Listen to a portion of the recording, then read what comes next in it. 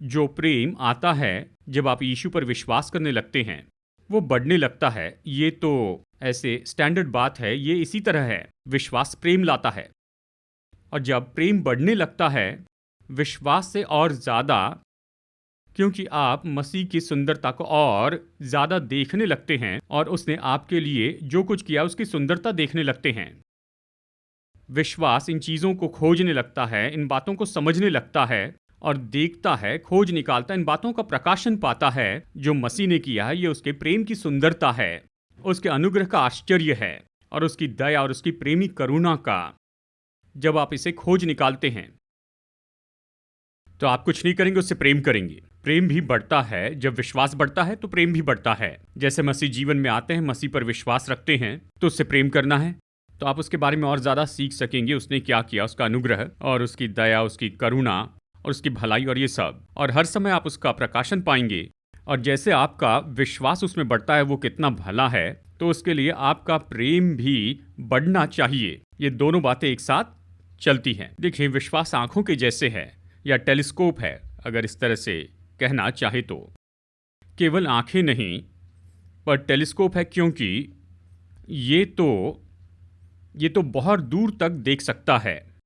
Telescope से आप हजारों लाखों मील की दूरी को देख सकते हैं। कोई छोटा तारा जो कि आपकी खुली आंखों को नहीं दिखता, आप अपनी आंख टेलीस्कोप पर लगाकर उसे देख सकते हैं, तो आप उसकी सुंदरता को देख पाएंगे। आप देखेंगे कितने अद्भुत रीति से परमेश्वर ने ये सब कुछ बनाया, और आप ऐसी जगह पर जा सकते हैं और कुछ इंस्ट्रूमेंट्स के द्वारा उन्हें देख सकते हैं, और उन टेलीस्कोप के द्वारा आप देख सकते हैं परमेश्वर की अद्भुत सृष्टि को।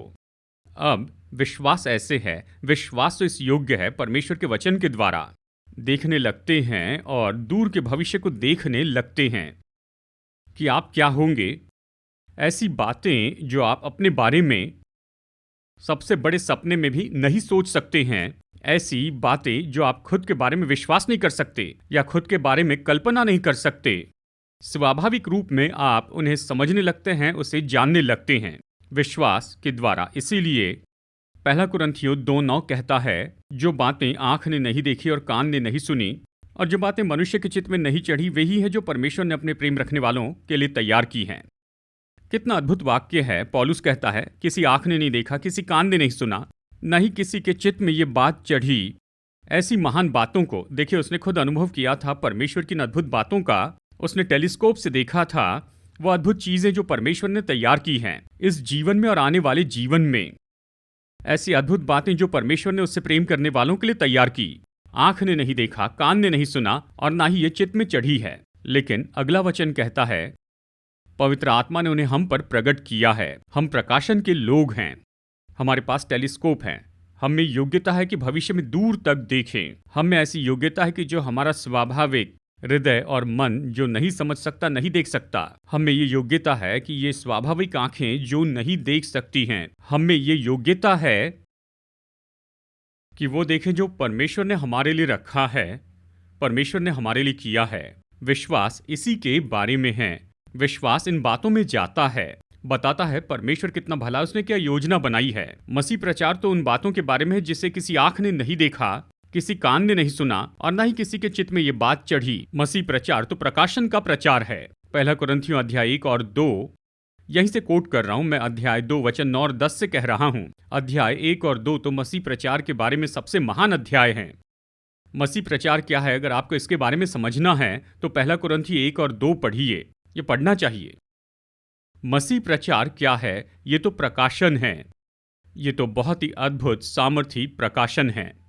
हाँ, पौलुस कहता है किसी को चिन्ह चाहिए तो किसी को बुद्धि चाहिए, किसी को बुद्धि तो किसी को चिन्ह चाहिए, पर हम मसीह का प्रचार करते हैं, क्रूसार्पित मसीह का।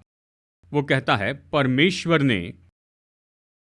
परमेश्वर ने विद्वानों को मूर्ख साबित कर दिया है। सुसमाचार के द्वारा वो कहता है। सुसमाचार तो ऐसा सामर्थी संदेश है, इतना सामर्थी प्रकाशन, और पौलुस सुसमाचार के बारे में गर्व करता है कि परमेश्वर ने क्या किया है।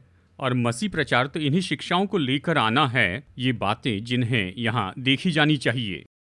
प्रकाशन की आंखों के द्वारा विश्वास इसे देखता है, जब विश्वास इसे देखता है तो देखता है परमेश्वर कितने भले हैं, कि वो कौन है, और सराहना करता है उसके काम के लिए।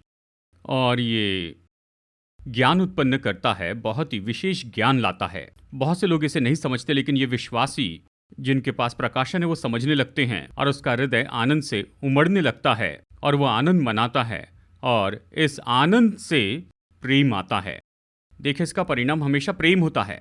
देखिए, विश्वास तो हमेशा मसीह पर गौर करना है, क्रूस पर गौर करना है, उसके बलिदान पर गौर करना है, उसकी मृत्यु पर, उसके लहू बहाने पर गौर करना है, कि उसने हमारे श्रापों को उठा लिया, उसने हमारी शर्म को उठा लिया, वो हमारे लिए पाप बन गए ताकि हम परमेश्वर की धार्मिकता बन जाए। विश्वास पर की शिक्षा ये सच में प्रकाशन है क्रूस के बारे में। सच में कुछ लोग विश्वास की शिक्षा के बारे में गलत सोचते हैं। विश्वास की शिक्षा सकारात्मक सोच की शिक्षा नहीं है, जानते हैं। नहीं सोचने से तो सकारात्मक सोच बेहतर है, और सकारात्मक सोच निश्चय नकारात्मक सोच से बेहतर है। अगर आप नकारात्मक सोच रखने वाले व्यक्ति हैं, सकारात्मक सोच की किताब आप पढ़ते हैं, तो मैं सोचता हूं ये अच्छी बात है ये बेहतर है कहूंगा। लेकिन मसीह शिक्षा, विश्वास की शिक्षा, ये सकारात्मक सोच की शिक्षा नहीं, इसके बारे में स्पष्ट हो जाइए। विश्वास की शिक्षा सकारात्मक सोच की शिक्षा नहीं है, ये बिल्कुल अलग है। विश्वास की शिक्षा तो क्रूस की शिक्षा है। ये तो प्रभु यीशु मसीह का प्रकाशन है, और उसने क्रूस पर क्या किया है, और उसका प्रेम, और वो आश्चर्य की बातें जो उसके छुटकारे ने की हैं, और उसने हमारे लिए क्या लाया है। विश्वास की शिक्षा इसी के बारे में है। बहुत से लोग इसकी समझ नहीं रखते हैं, पर जो लोग इस चर्च में आते हैं उन्हें इस तरह से समझना होगा, क्योंकि संसार इस तरह से सोचेगा, ओ वो विश्वास सिखा रहे हैं। ये कोई सकारात्मक सोच की बात है नहीं। हम सकारात्मक सोच नहीं सिखा रहे हैं, आपकी जानकारी के लिए।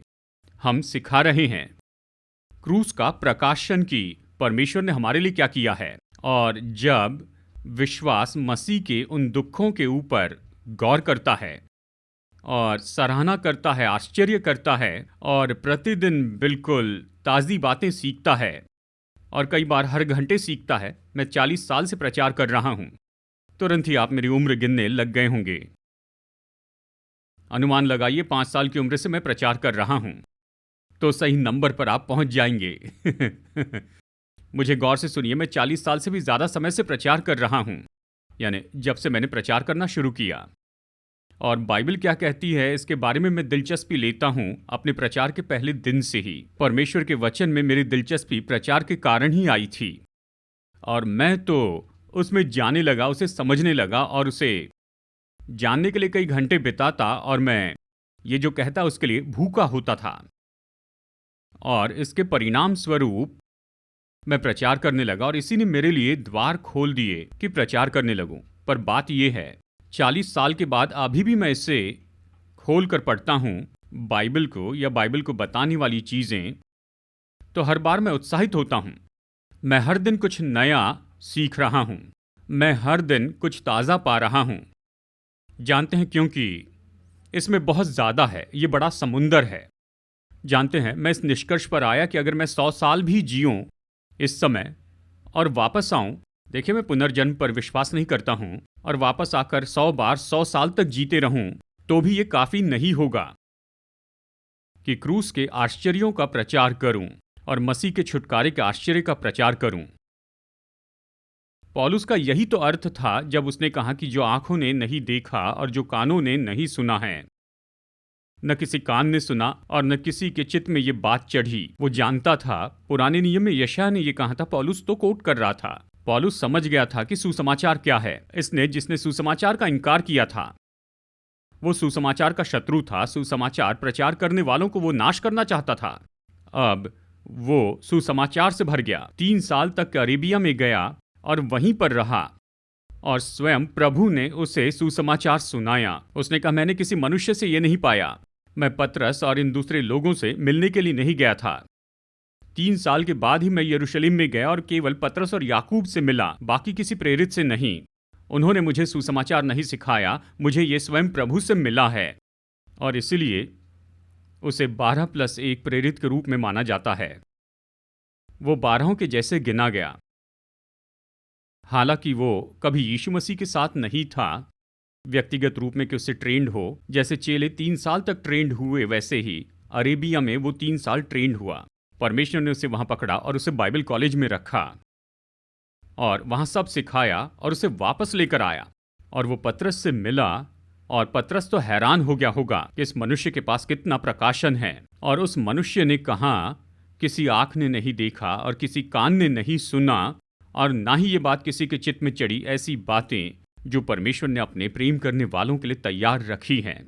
पर हम इसे जानते हैं परमेश्वर की आत्मा के द्वारा। हमारे पास इसका प्रकाशन है परमेश्वर की आत्मा के द्वारा। जब आप इन बातों का प्रकाशन प्राप्त करते हैं, जब आप इन बातों को देखते हैं टेलीस्कोपिक साइट से, इस योग्यता के द्वारा जो विश्वास देता है, प्रकाशन के द्वारा जब आप इन बातों को देखते हैं तो आप सरगर्म हो जाते हैं। आप प्रकाशन के कारण विश्वास में बढ़ते चले जाते हैं और आपको प्रेम में भी बढ़ते चले जाना है। ये सब कुछ सीख कर कैसे आप परमेश्वर से प्रेम नहीं कर सकते? आप तो बिल्कुल तैयार होंगे, इच्छा रखेंगे कि अपनी जान तक दे दें, परमेश्वर के लिए कुछ भी करेंगे। जब आप इन बातों का प्रकाशन पाएंगे तो आप परमेश्वर से और ज्यादा प्रेम करेंगे। जानते हैं, मसीह जीवन इसी के बारे में। देखिए, ये ऐसा नहीं, यानी मसीह जीवन केवल ये नहीं कि चर्च में जाए, संदेश सुने और वापस आ जाए। नहीं, मसीह जीवन तो प्रकाशन है। हर घंटे कुछ नया होता है। हर एक समय जब आप वचन के पास जाते हैं तो आपके लिए कुछ नया होता है। हर समय हम कुछ नया सीखते हैं। आप ज़्यादा सीखते हैं और जितना ज़्यादा सीखेंगे उतना विश्वास बढ़ेगा और जितना विश्वास बढ़ेगा प्रेम बढ़ेगा।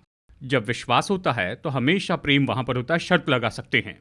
और जब प्रेम होता है तो विश्वास वहाँ पर होता है। तीसरी बात, विश्वास प्रेम लाता है ताकि मसीह में जो अच्छी चीज़ें हैं उन्हें समझना है और उन्हें ले लेना है। विश्वास तो लेने के काम में है। लेने के लिए तब कुछ नहीं होता है जब कुछ नहीं दिया जाता। अनुग्रह देता है और विश्वास लेता। आइए एक साथ कहते हैं, अनुग्रह देता है और विश्वास लेता है। परमेश्वर का अनुग्रह उसने दिया है, छुटकारा दिया है और उस पैकेज में सब कुछ आ जाता है। अनुग्रह ने दिया है, विश्वास लेता है। इसलिए बाइबल कहती है अनुग्रह के द्वारा विश्वास ही से तुम्हारा उद्धार हुआ। इसका मतलब अगर अनुग्रह ने दे दिया है तो अनुग्रह का देना ही काफी नहीं, आपको विश्वास से उसे ले लेना है।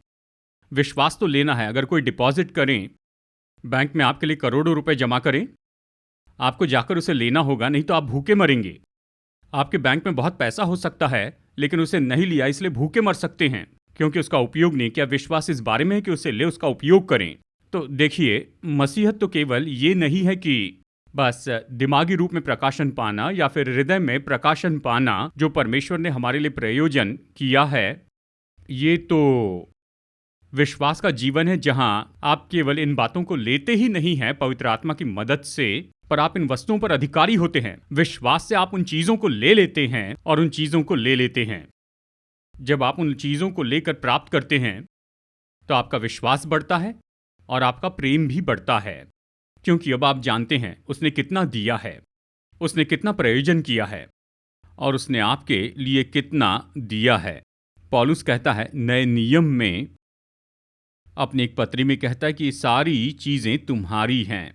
एक भाई ने पूछा, ये कैसे संभव है? क्या सब कुछ हमारा है? ये कैसे कह सकता है कि सब कुछ हमारा है? मैंने कहा बाइबल के अनुसार देखें। आप सोचते हैं सब कुछ मेरा नहीं है, अचानक पौलुस कैसे कहता है कि सब कुछ आपका है? क्या आपको लगता है पौलुस अजीब था? तो हम भी ऐसे हैं। आप सोचते हैं आप पौलुस के व्यक्ति हैं, आपको पौलुस पसंद है इसलिए सब कुछ अजीब है। आप कहते हैं सब कुछ मेरा है। बाइबल के अनुसार सोचिए क्या कहना चाहता था। शुरू में जब परमेश्वर ने सब कुछ बनाया, उसने जो भी बनाया मनुष्य के लिए बनाया। मनुष्य के लिए सब कुछ बनाया, मनुष्य के उपयोग के लिए, और मनुष्य की वो उसका उपयोग करें। मनुष्यों को ये सारी चीज़ें ज़रूरी है तो उसने मनुष्य के लिए बनाया और उसने सब कुछ तो मनुष्य के नियंत्रण और उसके अधिकार में रख दिया। भजनकार भजन 8 में कहता है कि तूने उसे अपने हाथों के कार्यों पर प्रभुता दी है, तूने इसके पांव तले सब कुछ कर दिया है। ये सारी सृष्टि तो मनुष्य की अधीनता में है, तो मनुष्य इसे लेकर इसका उपयोग कर सकता है जिस तरह से वो चाहता है अपने ही उपयोग के लिए। ये सब प्रबंध है जो परमेश्वर ने मनुष्य के लिए दिया है। यानी ये सारी चीजें तो उसी की हैं जो मनुष्य को दी गई। मनुष्य ने पाप करने के बाद इसे ही तो खो दिया। उसने सारा अधिकार और सब कुछ तो शैतान के हाथों में दे दिया, और इसीलिए तो यीशु आए दूसरे आदम या आखिरी आदम के रूप में, शरीर में, यानी बस आपके और मेरे जैसे मनुष्य में, और हमारी जगह पर जाकर उसने शैतान को हरा दिया और नरक पर जय पाई, और वो सब कुछ ले लिया जो शैतान ने मनुष्य से छीना था, उसे बाहर लाया और मनुष्य को वापस दिया। और इसलिए पौलुस कहता है कि सब कुछ तुम्हारा है। बाइबल के अनुसार सोचना है, नहीं तो आप मुझे गलत समझ सकते हैं। पौलुस बाइबल के अनुसार सोचता है, और वो बहुत ही ज्ञानी व्यक्ति था। वो जानता था वो क्या कह रहा है, तो उसने ये वाक्य कहा और सभी लोग हैरान हो जाते हैं। वो मेरे प्रभु जानते हैं। किसी ने कहा पौलुस से पीछा छुड़ा ले तो सब ठीक हो जाएगा, बस हमें मत्ती, मरकुस, लूका, यूहन्ना सुसमाचार रखना है। पौलुस उलझन लाने वाला मनुष्य है, वो आकर उलझा देता है। नहीं नहीं, वो तो प्रकाशन का व्यक्ति है।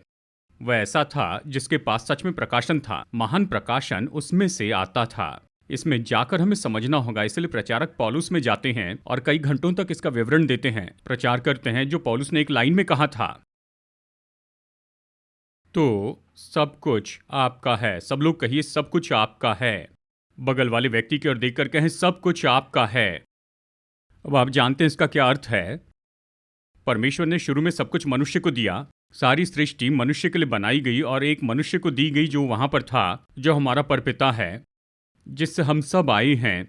तो सब कुछ हमारा ही है। परमेश्वर की सारी ये सृष्टि, केवल परमेश्वर और उसके सिंहासन को छोड़कर सब कुछ हमारे अधिकार में है। ये सारी चीजें तो बस हमारी ही हैं। आमीन। ठीक है। अब चौथी बात, विश्वास प्रेम उत्पन्न करता है और ज्यादा प्रेम लाता है अच्छी चीजों का आनंद उठाने के द्वारा। देखिए, केवल आप इन्हें लेकर रखते ही नहीं, विश्वास इन सारी बातों का आनंद उठाने के लिए है। और ये चीजें जो परमेश्वर ने बनाई थी, उसका आनंद उठाना, यह आपकी अगुवाई करता है धन्यवाद देने के लिए।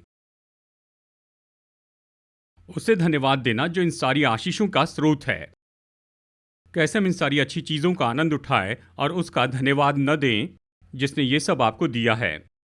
तो आप इसे केवल लेते और समझते ही नहीं, इन चीजों का आप आनंद उठाने लगते हैं, इनकी सराहना करने लगते हैं। आप इन चीजों के लिए धन्यवाद देते हैं, इन आशीषों को जो आपने बहुत से तरीकों से पाई है। देखिए, कुछ विश्वासी लोग तो इस निष्कर्ष पर आए हैं कि ये स्टोर रूम में नई वाचा की आशीष लॉक करके रखी है और ये इस तरह लॉक की है कि कोई भी मरने तक इसे नहीं ले सकता है। तो बहुत से विश्वासी इस निष्कर्ष पर आए हैं कि उनकी मृत्यु तो सबसे महत्वपूर्ण घटनाएं जो कि होने वाली है, कि जब वो मरेंगे किसी तरह से वो इन सब में प्रवेश करेंगे। और इसलिए एक भाई ने कहा, जब मैं मरूंगा तो सोने की सड़कों पर चलूंगा। तो तब तक क्या करेंगे? भीख मांगेंगे। जानते हैं, दिन में बस एक ही बार खाना खाए, तब तक क्या आप ऐसे जिएंगे? निरंतर कमी, घटी और पर्याप्त न होने में। आप क्या कह रहे हैं? वो लॉक करके रखी गई है, मेरे मरने तक मैं उसे नहीं ले सकता। वो लॉक की गई है।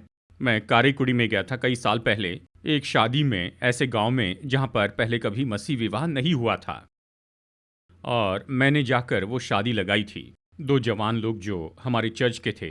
मैंने वहां कुछ घर देखे जो बहुत, यानी इस चर्च से 2 या 3 गुना बड़े होंगे। मतलब वो तो महल के जैसे बड़े घर थे।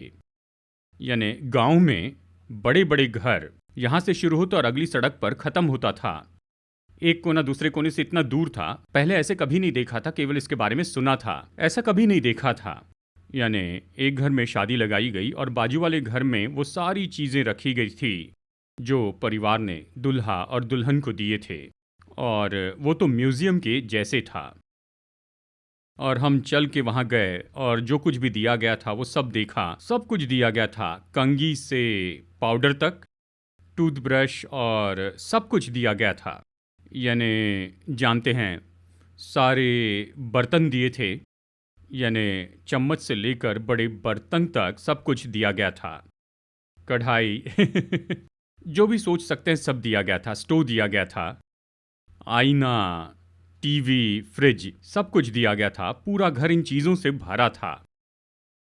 पर बात तो ये है, अंत में उन्होंने कहा, देखिए ये हमारा घर है और ये दादाजी का घर है और हर एक परिवार का एक एक कमरा है। एक कमरा मतलब बड़े हॉल जैसे था। एक कमरा इस चर्च के आधे भाग जैसे था और ये तो बहुत बड़ा कमरा था। उन्होंने कहा सबका एक एक कमरा है। कहा ये सारी चीज़ें लेकर वहाँ पर रखेंगे और ताला लगा देंगे। मैंने पूछा क्यों? क्योंकि हम यहाँ पर नहीं रहते हैं। हर कोई सिंगापुर, मलेशिया में रहता है, कहीं और रहते हैं। यहाँ कोई नहीं रहता है। हम बस चले जाएंगे। तो ये पेस्ट और टूथब्रश का क्या होगा? ये सब टीवी और फ्रिज का ये सब यहीं पर रहेगा क्योंकि हमें ले जाना पड़ेगा। हमारे पास पहले ये सब कुछ है। ये फॉर्मेलिटी है, ये करना ही था। हम इसे रख कर चले जाएंगे। पता नहीं इसे फिर कब देखेंगे। मैं सोचता हूँ कभी कभार आकर खोल कर देखेंगे क्या ये यहाँ पर है। ये सब वहाँ पर है। तो देखिए, इस भाई ने मुझसे कहा, यानी देखिए इस भाई ने मुझे बताया कैसी नई वाचा में आशीष तो केवल स्वर्ग में ही हैं।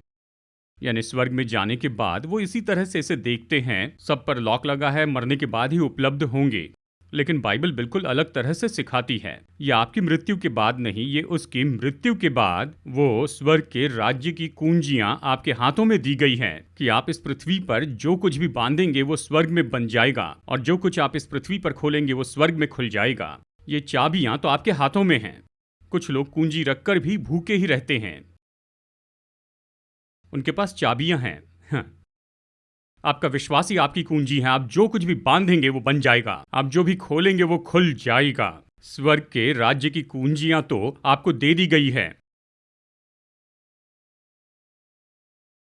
मैं कहूंगा यह कहना गलत होगा कि सब कुछ बाद के लिए रखा गया है। जानते हैं, कुछ लोग सारी बातों को बाद में करेंगे कहने में अच्छे हैं। जानते हैं, नहीं, सब कुछ बाद के लिए नहीं है। हाँ, मैं जानता हूं अमरत्व जो है वो बात के लिए और कुछ बातें बाद के लिए है। मैं इसका इनकार नहीं करता हूं। पर बात तो यह है, बहुत सी बातें हैं जिसका अभी आनंद उठाना है। जानते हैं, सब कुछ ऐसे बाहर मत फेंकिए। उदाहरण के लिए पापों की क्षमा बाद के लिए नहीं है, अभी के लिए है। अब आनंद उठा रहे हैं कि आपके पाप क्षमा किए गए हैं। क्या आप इसके लिए खुश हैं? ये सच्चाई कि आप परमेश्वर की संतान हैं, परमेश्वर के बेटे और बेटियां हैं, उसका भी आनंद उठाना है। वो सौभाग्य, वो स्तर अभी आपके लिए है। वारिस होना कि आप मसीह के वारिस हैं, कि जो कुछ भी परमेश्वर का है वो तो आपका है। आप मसीह में संगी वारिस हैं। इस सौभाग्य का अभी आनंद उठाना है, बाद में नहीं। आप अभी वारिस हैं। पौलुस ये नहीं कहता कि एक दिन आप वारिस बनेंगे, नहीं। आप वारिस हैं, मसीह के संगी वारिस हैं। ठीक है। इसी तरह से आपका धर्मी ठहराया जाना, इसका मतलब आप पापी थे पर अब आप संत हैं, आप धर्मी बनाए गए हैं। परमेश्वर के सामने आप धर्मी हैं। यही तो उसका अभी आनंद उठाना है। परमेश्वर के परिवार में गोद लिया जाना, इसका आनंद मनाना है। आपके प्रतिदिन का प्रयोजन। कितने लोग प्रतिदिन की जरूरत के लिए प्रभु पर भरोसा करते हैं? जानते हैं, आप नहीं कह सकते हर दिन की जरूरत के लिए प्रभु पर भरोसा नहीं करता हूं। नहीं, हर रोज की जरूरत के लिए उस पर भरोसा कर सकते हैं। वो अभी के लिए है। आप अपनी सुरक्षा के लिए प्रभु पर भरोसा कर सकते हैं। सुरक्षा के लिए, रक्षा के लिए, ये सब वो कल के लिए नहीं है, वो तो अभी यहां है। और परमेश्वर आपको सिखाते हैं, अगुवाई करते हैं, आपको बुद्धि देते हैं और ये तो आज के लिए है, यहां है। तो बहुत सी चीजों का आनंद उठाना है। हाँ, चंगाई है जिसका आज आनंद उठाना है। हर तरह की आशीष है जिसका आज आनंद उठाना है। मुझे पता नहीं लोग इसे क्यों निकाल देते हैं, लेकिन एक बार जब आप इन सारी आशीषों का आनंद उठाने लगते हैं, जब आप अपने पाप के दोष से आजाद हो जाते हैं, जब आप जानते हैं आप परमेश्वर की संतान हैं, जब आप समझ जाते हैं कि आपको सौभाग्य मिला है, आप तो वारिस हैं, मसीह के संगी वारिस हैं, जब आप जान जाते हैं आप पहले पापी थे लेकिन अभी धर्मी बनाए गए यीशु के लहू के द्वारा, और जब आप इसे जान लेते हैं कि आपके लिए प्रयोजन किया गया, क्योंकि यीशु ने कहा ये चिंता मत करना कि हम क्या खाएंगे, क्या पिएंगे और क्या पहनेंगे, क्योंकि तुम्हारा स्वर्गीय पिता जानता है तुम्हें इन चीजों की जरूरत है। पहले परमेश्वर के राज्य और धर्म की खोज करो तो ये सारी चीजें आपको दे दी जाएंगी। ये मेरे लिए प्रतिज्ञा है। मैं हर दिन इसमें तसल्ली और बल पाता हूं कि मैं निर्णय लेता हूं कि इन बातों की चिंता न करें, उस पर भरोसा रखें। जब आप ऐसा करेंगे तो उससे और ज्यादा प्रेम क्यों नहीं करेंगे? हाँ, जब आप इस तरह से जिएंगे तो उससे और ज़्यादा प्रेम करेंगे। मैं ये कहना चाहता हूँ, जब इन बातों पर विश्वास करते हैं, विश्वास से जीते हैं, तो प्रेम करने लगते हैं। ज़्यादा विश्वास ज़्यादा प्रेम लाता है। देखिए, विश्वास तो हमेशा अपने साथ प्रेम लेकर आता है। और फिर जब व्यक्ति इस तरह जीता है, जब कोई व्यक्ति इसे समझ लेता है, इसे लेता है, इसका आनंद उठाता है, हाँ, परमेश्वर की आशीषों का, और विश्वास से जीता है, प्रभु पर भरोसा करता है, तो वो अपने बोझ के साथ बड़े हियाव से परमेश्वर के पास जा सकता है और अपने सारे बोझ को दूर हटाकर आ सकता है। जब भी समस्या हो तो परमेश्वर के पास जाता है और परमेश्वर उसकी मदद करता है। यानी प्रतिदिन परमेश्वर की उपस्थिति का आनंद उठाता है। परमेश्वर की प्रतिज्ञाओं का दावा करने की आदत, परमेश्वर से आमने सामने बात करना, जैसे मनुष्य अपने मित्र से बात करता है, और परमेश्वर से कृपा प्राप्त करना, ये सच में बहुत ही अद्भुत सौभाग्य है। आप उस तरह के जीवन में आते हैं। मतलब विश्वास आपको परमेश्वर से परिचित करता है, और ये तो और ज्यादा प्रेम उत्पन्न करता है, क्योंकि आप जानते हैं चाहे कुछ भी हो जाए, आप किसी के पास जा सकते हैं। सारी समस्याएं जो आपके सामने आना चाहती हैं, आप उनसे दूर जा सकते हैं। आप दरवाजा बंद कीजिए, आंखें बंद कीजिए और प्रार्थना करने लग जाइए और प्रभु से बातें कीजिए।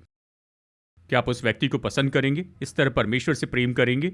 जब आप आ सकेंगे, चाहे जो भी समस्या हो, क्या आप अकेले में जाकर कहीं बैठेंगे और परमेश्वर को सब कुछ बताए, जो आपकी मुश्किलें और जिन चुनौतियों का आप सामना कर रहे हैं, अपने बोझ परमेश्वर के पास लाए और बोझ से आजाद होकर चले जाएं, क्योंकि वो आपको शाश्वती देते हैं कि सब कुछ ठीक होगा। क्या आप ऐसे व्यक्ति से प्रेम करेंगे? मैं सोचता हूं मैं उससे प्रेम करूंगा, इस संसार में बाकी सबसे बढ़कर, क्योंकि वो मेरे लिए बहुत बहुमूल्य है। मसीह को इस तरह से